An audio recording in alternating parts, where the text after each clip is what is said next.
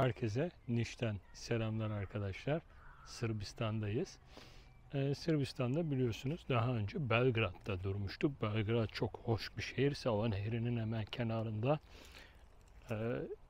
Tuna ile birleşen kalesiyle muazzamdı. Niş daha küçük bir şehir ama oldukça güzel. Şu an bir surla kaplı bir parkın içindeyim. Merkeze doğru gideceğim. Yolun hemen karşısında fakülteler var. Niş dediğim gibi küçük ama güzel bir şehir. Arkeolojik duruma da burada şöyle kısaca bakalım istiyorum. Daha sonra şehir içinden birkaç video çekeceğiz ve Niş gezisini hakikaten çok kısa bir şekilde bitirmiş olacağız. Niş'i tercih etmemin nedeni Sofya önlerine yakın olması. Yani Sofya'ya yarın uğrayacağız ve oradan da Oroslyada'dan Yunanistan'dan İpsala tarafına yöneleceğim. Burada planı var, kat planı var.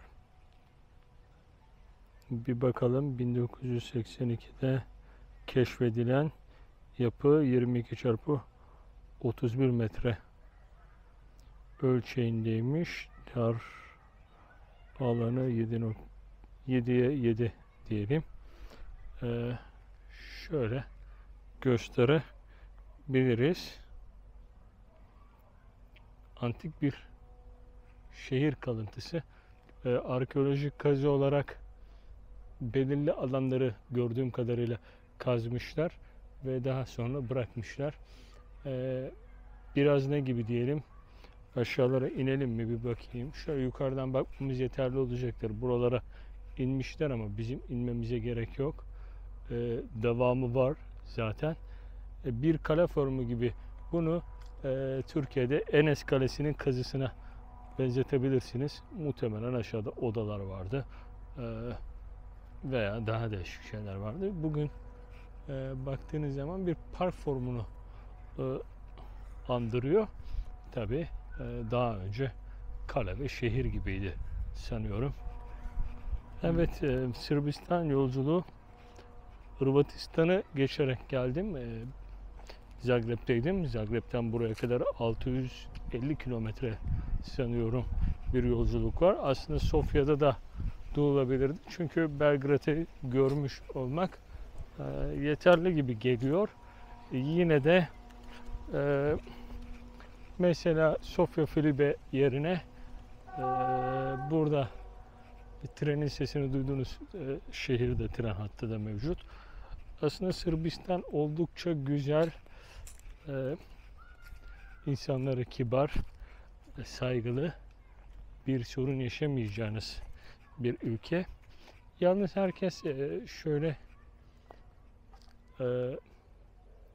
söylemekte, polislerinin çok rüşvetçi olduğunu henüz karşılaşmadım. Tabii ben sadece yol hattında ve Belgrad'da ve burada bulunduğum için tam size onu detaylandıramam. Yine de ben henüz öyle bir problemle karşılaşmadım. Benim polisle ilgili şöyle görelim. Biraz Osmanlı yapısını andırıyor. Ben şu Yezi'yi görmek için aslında, ama Yezi de bu tarafta kaldı. Onun için gitmeye gerek yok. Binayı görmemiz yeterli ve kafi olacak. Evet arkadaşlar, zaten önden baktığım zaman Osmanlı sanıyorum demiştim. Burada da caminin adı silinmiş. Bali Bey sanırım camii. Evet, Bali Bey Camii olarak geçiyor. 1521, 1523, 1710'da evet 1521 mahiyeti caminin. Zaten dışarıdan taşı görünce ve yapıyı görünce Türk olduğu belli oluyor. Osmanlı olduğu belli oluyor. Tabii kapısına kilit vurmuşlar. Asma kilit, ahşap. Güzel korunmuş. Arkadaşlar güzel korunmuş. Bakın sütunlardaki kesme taşlar da oldukça yerli yerinde duruyor. Kamera koymuşlar. Kamerayı da ahşaba tutturmuşlar bakın. Yani orada da çivi çakmamaya özen göstermişler. Işıkları da görüyorsunuz. Affedersiniz. Işıkları da ahşaba yine. Ahşap yenilenmesi daha kolay bir şey. Şunu mesela bu da yapıştırma olmuş. Bunu çok güzel korumuşlar. Size Çorum'dan bahsedeyim. Çorum'dan bahsedeyim. Çorumlular kızmasın. Çorum'da Selçuklu'dan kalma camimiz var. Oraya yani ne buldularsa çakmışlar. İmam artık tablo, mablo, hoparlör ne bulduysa çakmışlar. Bakın millet nasıl koruyor. Biz nasıl koruyoruz? İşte aramızda bir fark var. Çok iyi korunduğunu söyleyemem ama dikkat etmişler, özen göstermişler. Bizim Türkiye'de maalesef özellikle Muş'taki camiler. Bakın aslında yazı buradan görünüyormuş. Biz nerelere gittik ya Rabbi.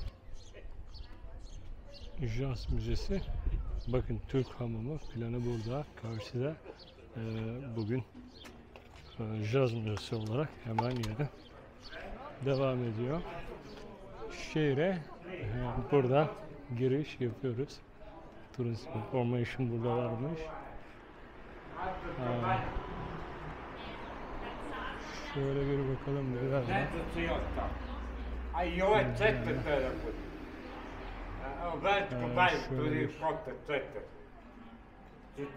Neyse onlar konuştuğu için şu an ben oraya bakmak bile istemedim. Hazır ışık da yanarken şöyle geçelim arkadaşlar. Evet. Bu tarafa kırmızı halı yapmışlar. Şehrin merkezine geldik. Yine bir nehir formu. Çok güzel. Avrupa'daki ülkeler nehirleri çok güzel kullanıyorlar. Zaten Üsküp'ten Belgrad'a kenarları bu şekilde. Bakın karşıdaki duruma bakın yani salıncaklı masalar var arkadaşlar karşıda. Kafeler devam ediyor. Edirne'yi örnek aldığınızda işte birkaç su işlerinin tesisi var. Belediye protokol evi var. İşte hadi hep Edirne üzerinden veriyoruz. Bayburt'u verelim. Bayburt ne alaka diyeceksin? Çoruh Nehri. Arkadaşlar ya orada da işte bir subay ordu evinin kenarında güzel bir kafesi var. Birkaç şey var ama bunun gibi keyifli yerler maalesef ki oralarda yok. Yani Türkiye'de bu nehir işini beceremiyoruz sanırım. Tabii Asi Nehri falan artık Atay'ı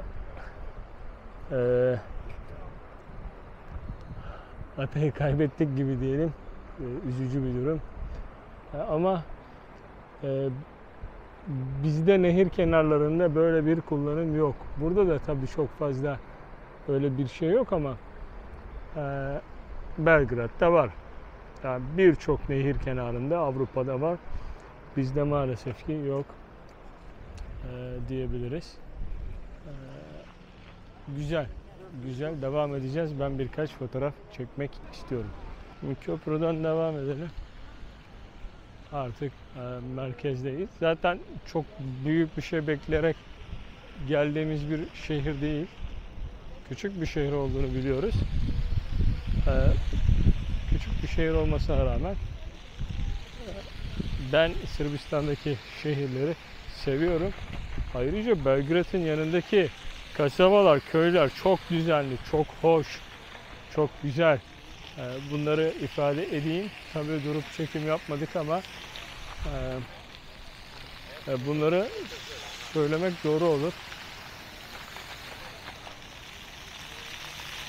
Ben tabii oradaki köy ve kasabalara şu şekilde ulaştım.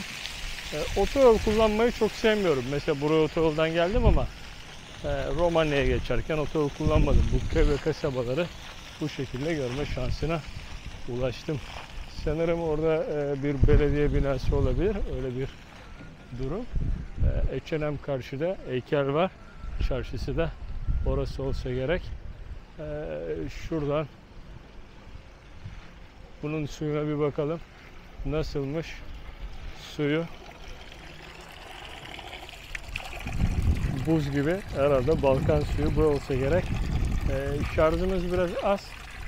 Hemen ilerlerden tekrar çekeceğim. Heykeli gösterdik mi hatırlamıyorum. Şehrin böyle bir meydanı var.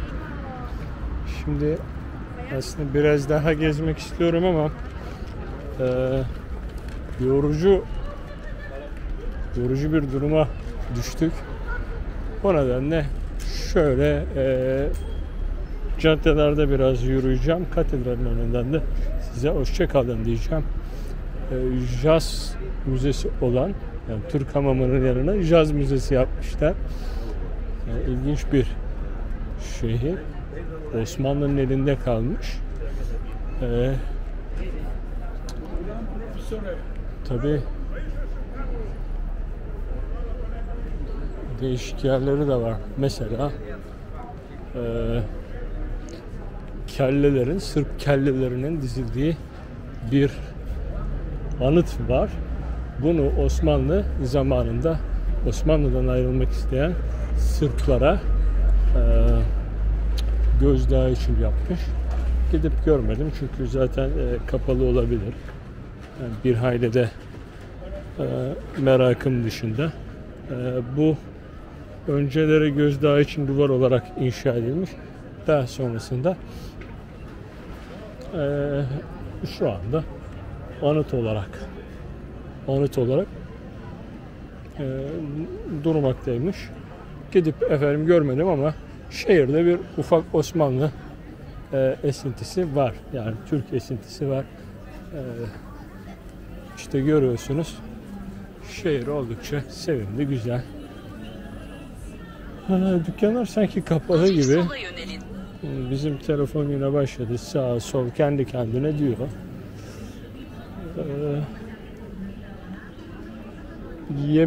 Yemek işine bakacağım birazdan. Çünkü bir hayli acıktım. Sonrasında da kalacağım yere geçeceğim ve dinleneceğim. Yol haddi biraz bizi yordu. Sürekli günde 400-500 kilometreler yaptığımız için bunu aşağıya Club'a iniyor herhalde. Club yazmış çünkü. İlginç. Aslında gördüğünüz gibi bu merkezi bir yer. Merkezi. İşte sağ sol diyor bizim telefon yine. Dümdüz yol.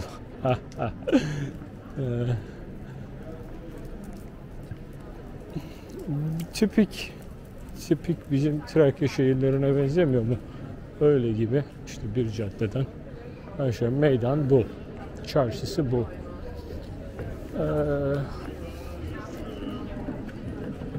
Aslında güzel denilebilir.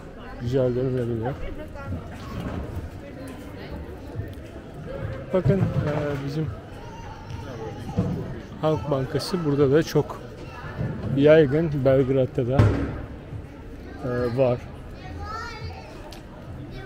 Burada sanırım bir Daiman, Waikiki gibi işte bir alışveriş merkezi mevcut. Şehir güzel bir şehir. Şimdi caddeyi bu şekilde devam ediyorum size. Katedralin oradan hoşça kalın diyelim. Katedral'in oradan hoşçakalın diyelim. Avrupa turunu da biraz özetlemiş olalım. Yunanistan'dan başladık. Dede Ağaç üzerinden, Aleksandropol üzerinden. İlk önce Kavala'da kaldık. Daha sonra Selanik'te, Üsküp, Belgrad'a uğradık. Yine Sırbistan şehri. Oradan Tamışvar'a geçtik, Romanya'ya. Romanya'nın ardından Budapeşte. Budapeşte'den sonra Prag. Prag'dan Polonya'da küçük bir şehir, Jenegora. Efendim, onun ardından Almanya'ya geçtik. Erfurt'ta kaldık bir gece. Bir gece Köln'de kaldık. Onun ardından Hollanda'ya geçtik. Yani atladığım var mı bilmiyorum şu an. Hollanda'da Volendam, Amsterdam, onun öncesinde Enschede, Volendam, Amsterdam, Rotterdam hattından Belçika, Brüksel'e geçerek oradan aslında Lüksemburg'a geçmek istedim ama programa biraz kestirme, yani Portekiz'e geçme fikrini bırakıp oradan Paris'e geçtim. Paris'ten sonra birkaç Fransız kasabasında konakladıktan sonra Barcelona'ya indik. İspanya'da Barcelona'nın ardından yine güney sahillerini takip ederek Cannes, Monaco üzerinden de nereye gittik yahu? Monaco üzerinden İtalya'ya girdik. Monaco'dan sonra tabii evet İtalya'ya geçtik. İtalya'da Pisa'da konakladık. Ertesinde arabamızın camını kırdılar. Devamında Floransa, Roma, Roma'dan sonra Venedik. Efendim Venedik'ten sonra da devamen nereye gittim artık ben de Venedik'ten sonra Slovenya, Slovenya'dan Zagreb, Zagreb'ten de şimdi buradayız. Arada Roma'da, Vatikan'a da girdik. İşte bakın Andorra'yı unuttuk. O arada Andorra diye küçük bir ülkeye girdik. Toplam 20. ülke, turdaki 1. aydaki 20. ülke yarın Sofya'yla 21. Bulgaristan'da toplam 21 ülke olacak. Güzel bir yolculuktu. Güzel bir yolculuktu. Sırbistan'dan ikinci şehri almak güzel oldu. Ben beğeniyorum. Sırbistan'ı beğeniyorum. Hiç fena değil. Hiç fena değil. Benim de sevdiğim, beğendiğim bir ülke. Özellikle kasabalarını, daha az önce de belirttim, kasabalarını muhakkak görün otoyollardan çıktığınızda. Şey diyorlar mesela Sırp gümrüğü ya da işte Sırp polisi çok az önce de bahsettik. Rüşvetçi, tehlikeli, kötü. Ben otoyol dışında da bulundum. Hiç gümrükte, özellikle Romanya gümrüğü daha sıkıntılıyken Sırp gümrüğünde çıkarken ben Romanya'ya adamla şakalaştık. Bugün girerken de hiç bakmadılar bile. Çevirmediler yani. Türk plakayı görünce tamam geçebilirsin dediler. Öyle bir durum oldu. Şimdi bakın çarşı bölgesinden çıktık. Şarjımız bitiyor. Katedralin oradan, telefondan da biraz ekleyebiliriz. Çünkü bunun şarjını tekrar takmak falan istemiyorum. Video zaten caddeyle birlikte uzamış. Katedralin oradan hoşça kalın diyelim. Kapıyorum.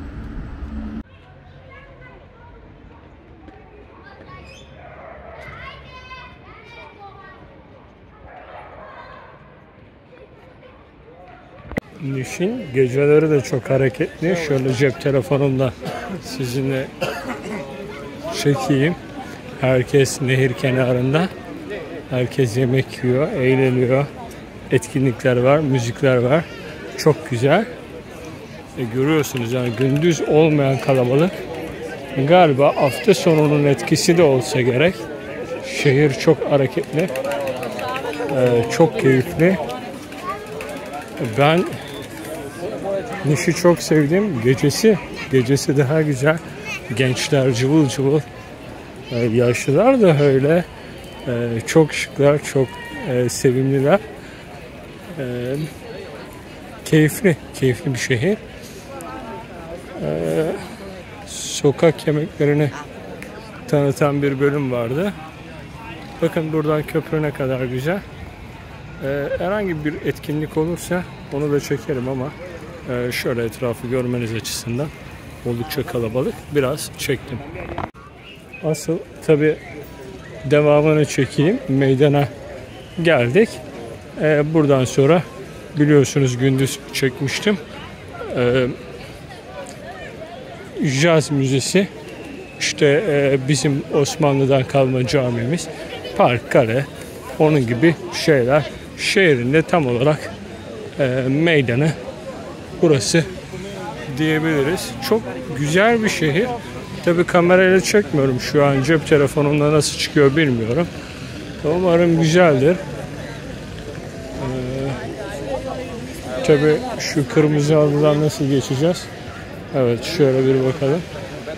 Sanıyorum bir film festivali var. Jazz etkinliği var. Birçok şey var. O nedenle de şehir çok hareketli. Gördüğünüz gibi gençler oynuyor. Meydan dolu. Her şey keyifli. Millet kırmızı halıda fotoğraf çekiliyor. Görüyorsunuz. Evet. Niş böyle. Çok keyifli bir yer. Vedayı aslında katedralin arka kısmından yapmıştık. Onun kısmı da var. Böyle bir yer. Merak edenler, gelmek isteyenler, yolu düşenler muhakkak şehir içine bir turlasın. Çok güzel. Ben keyif aldım. İyi ki burada dinlenmişiz diyorum. Evet, hoşça kalın.